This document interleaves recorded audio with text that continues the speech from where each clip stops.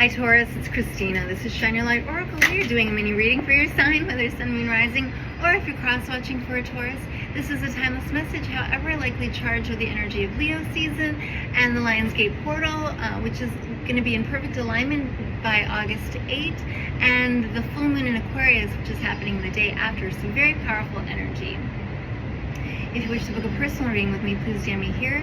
Email me at shineyourlightoracle@gmail.com or visit my website, shineyourlightoracle.com. So, and thank you for your likes and comments and shares. I love hearing from you. So, speaking of love, the Lover's card is your crowning energy. And then we have these two other cards that are face down that came out with the Lover's card. Gemini energy, ruled by Mercury, not necessarily that you or someone you're dealing with has Mercury in strong placements in their chart, but it does feel like a leveling up in like the ability to receive love. Wow. Like your heart expanding, cracking open, softening. Could be to another person, but just in general. And I see a kind of like awakening of the chakras here with the snake, Shakti, moving through your chakras, including the heart chakra.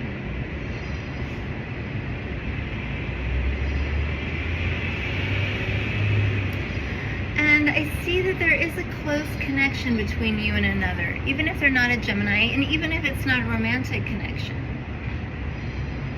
A mind meld between you and another. And there's a kind of recognition of this like connection that you have with this person that you didn't have or don't have with anyone else. And maybe those others are trying to get your attention or continuing to like get Taurus's attention. But it feels as though the connection between you and this person is deepening, and also in a sense like drowning out, speaking of like noise, drowning out the external noise. But none of that affects this bond that you have with this person. They are the sun to your moon, and vice versa. Maybe you're recognizing that they are a reflection of your true identity in a way that you hadn't recognized in anyone else up until this point. Sorry about the external noise. So we have the Ten of Swords, yeah. And it might be a bit of like a painful realization that the connections that you thought you had with others are not as profound, or maybe not as authentic as you might have thought. And it might have left or is leaving you feeling betrayed. And on one hand, that's like the bittersweet gift of this connection with this person. That wow, I found someone with whom I really meld. With whom I really see, in a sense, myself.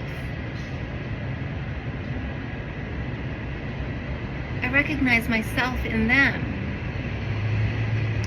But it causes me to recognize that these other people do not see me for who I am. And maybe I was even betraying myself by, in a sense, like connecting with those others.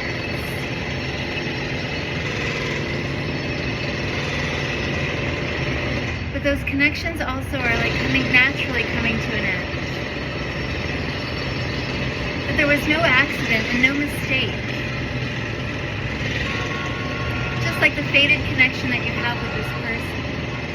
The timing is no accident and no mistake. Sorry. I'm in downtown LA, what can I say? 8 of Wands. Moving in the direction of love as driven by love.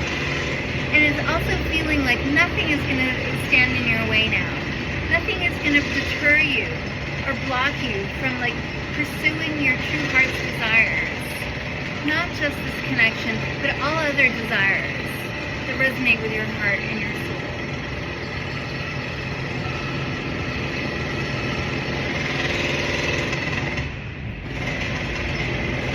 Yeah.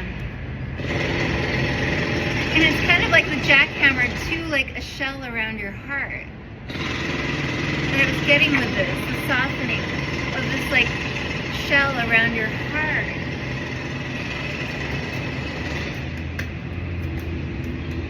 Yeah, because you had to protect it from these swords, from possible betrayal. On some level, you kind of sense that those others that you were associating with were not seeking your highest good. And maybe you're not, on a subconscious level, is why you did not open yourself up completely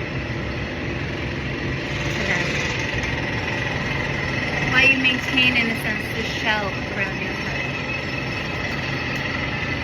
Thank you. So we have the Page of Wands, yeah. Seven of Swords. Seven of Swords? Or Seven of Wands, rather. And the Four of Swords with some clarifiers. Oh, and this card is face down over the Ten of Swords. And this card is face down.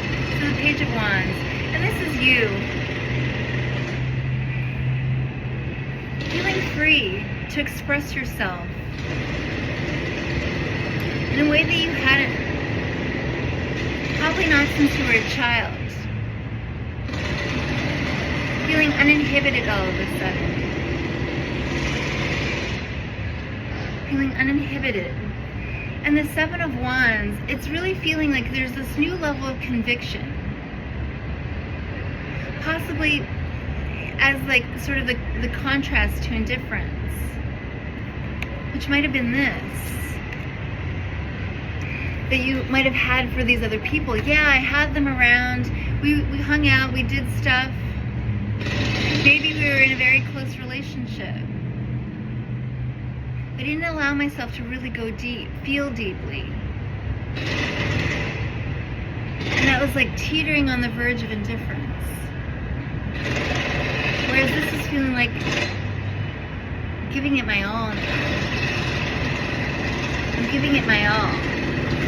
Coming out over this Ten of Swords is the Page of Cups. Yeah, speaking of giving it my all, I'm going to wear my heart on my sleeve and be vulnerable. Possibly for the first time since childhood.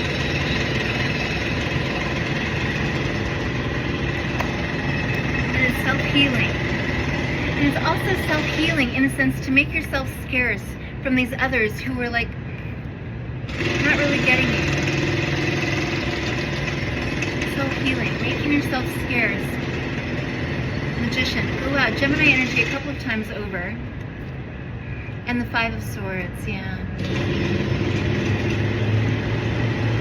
In a way, if it's possible, like you might have thought that it's impossible to end all conflict at all with anyone. But this sort of like protective shell or being on guard against others was a kind of like conflict. Internal conflict that was expressed in conflict with others. And by virtue of like letting down your guard in this way, you free yourself. It's the conflict to end all conflicts in a sense. By letting these others go. By laying low and making yourself scarce. It's the conflict to end all conflict. And by virtue of that, you manifest your highest good. More of what you want and less of what you don't want. This card is Three of Pentacles. And it's like quality over quantity. And it seems to be a theme, even though the phrase didn't come out with the fire signs whose readings I had just completed before yours. The quality over quantity. I'd rather have less of better quality. Less of the best. I say this all the time for myself. I'd rather have less of the best than more of mediocrity. And it's feeling like what you're doing, what you're recognizing, what you're accepting. Please, what else please? If I don't love it, I don't want it. Lover's card. That's a divine choice that I make every day, all day. You, Taurus. Three of Wands, law of attraction. And somehow everything opens up. New pathways open up for you. Just like new pathways, like in your consciousness and in your heart. Tributaries to your heart open up. to your bank account too, for that matter. At the bottom of the deck for you, my dear Taurus, thanks for watching today.